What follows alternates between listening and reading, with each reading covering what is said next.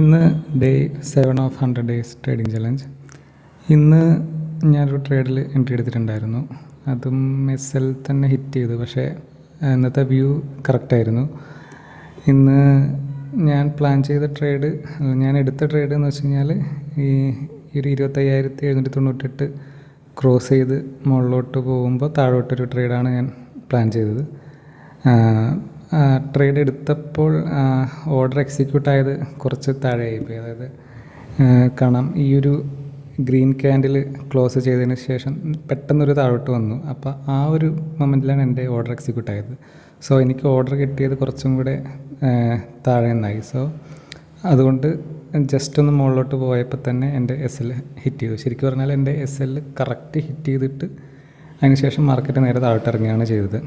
അത് ഞാൻ ട്രേഡ് എടുക്കാനുണ്ടായ കാരണം എന്ന് വെച്ച് കഴിഞ്ഞാൽ ഇന്ന് രാവിലെ തൊട്ടേ ഒരു നല്ലൊരു അപ്സൈഡ് മൂവ്മെൻറ്റ് കണ്ടതുകൊണ്ട് ഒരു കറക്ഷൻ ഉണ്ടാകാൻ സാധ്യതയുണ്ട് എന്നുള്ളതായിരുന്നു എൻ്റെ വ്യൂ. അപ്പോൾ ഒരു 1:3 അല്ലെങ്കിൽ 1:2 ആ റേഞ്ച് മാത്രമായിരുന്നു ഞാൻ ടാർഗറ്റ് പ്ലാൻ ചെയ്തത്. പക്ഷേ അത് SL ഹിറ്റ് ചെയ്തു. പക്ഷേ വ്യൂ കറക്റ്റായിരുന്നു. ശരിക്കും ഞാൻ ഫസ്റ്റ് പ്ലാൻ ചെയ്ത ട്രേഡ് ഈ ഒരു ലൈൻ വരച്ചിട്ടുള്ളത് 25,941 ആ റേഞ്ച് താഴോട്ട് വരുവാണെങ്കിൽ അവിടുന്ന് മുകളിലോട്ട് ട്രേഡ് എടുക്കുക എന്നുള്ളതായിരുന്നു എൻ്റെ ഫസ്റ്റ് വ്യൂ. അപ്പോൾ അതും കുറച്ചും കൂടെ മുകളിലോട്ട് പോയപ്പോൾ താഴോട്ടൊരു കറക്ഷൻ ട്രേഡ് എടുക്കുക എന്നുള്ളത് പ്ലാൻ ചെയ്തതാണ്, രണ്ടാമത് പ്ലാൻ ചെയ്തതാണ്.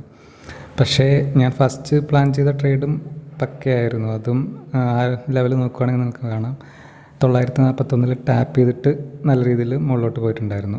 അപ്പോൾ രണ്ട് വ്യൂവും ശരിയായിരുന്നു. പക്ഷേ എന്തോ ഓർഡർ കറക്റ്റ് കിട്ടാത്തത് കൊണ്ട് മാത്രം SL അടിച്ചു.